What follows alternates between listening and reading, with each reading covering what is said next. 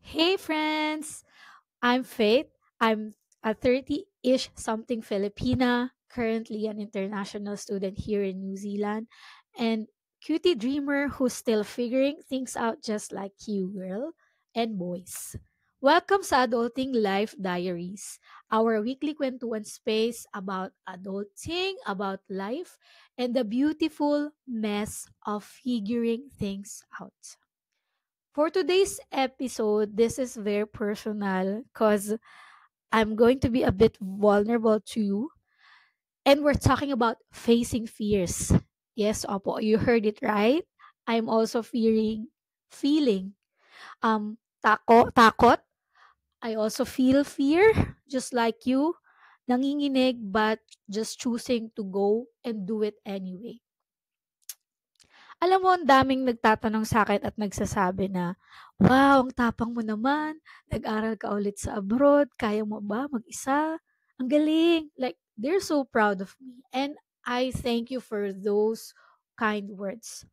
Pero what people don't see, bago ko sabihin, "Yes, kinaya ko at kinakaya," meron din ako mga gabi na umiiyak ako. Yes, I do. Because honestly, I feel scared. I was terrified. Now, what if hindi ko talaga siya kayanin in the long term? What if mag-isa lang talaga ako? Alam mo yon? I mean, I won't meet anybody na right community for me. What if at age 30, I don't fit? What if I fail? What if I run out of money? What if sa sobrang homesickness ko at hindi ko na lang kayanin emotionally, I would just end up telling my family na babalik na lang ako ng Pilipinas. Ang daming what if, no?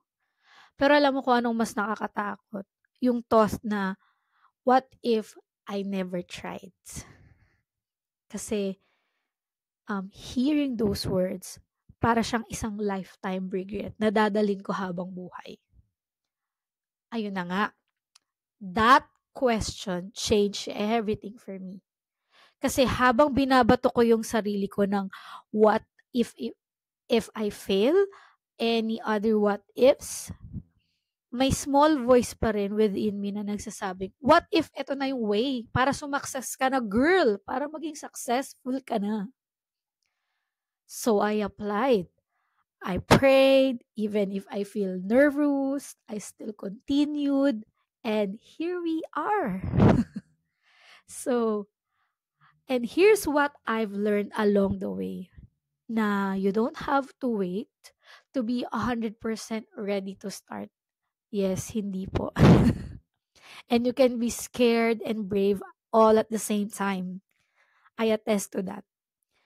And also, starting over is not weakness, it's courage to start from scratch and then you see yourself na nagiging okay ka every little steps along the way.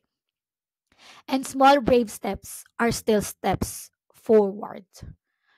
And lastly, the fear might stay, but courage will always get louder. Every little thing na ginawa ko dito sa New Zealand, like mag-apply ng visa, magbiyahe sa airplane mag-isa for 20 hours, yung first time kong physically makausap yung mga prof ko and classmates ko na may iba-ibang lahi and most of the time don't understand their accents, and those sleepless and crying nights na iniisip ko kasi na I was okay in the Philippines but why I left, and I was here, oh my god, I'm crying, I was here starting again doing things na hindi ko naman ginagawa and never thought na gagawin ko sa buhay ko. Lahat yon small wins. Because doing it scared, still doing it. And I also felt in New Zealand na every little things are humbling experiences for me.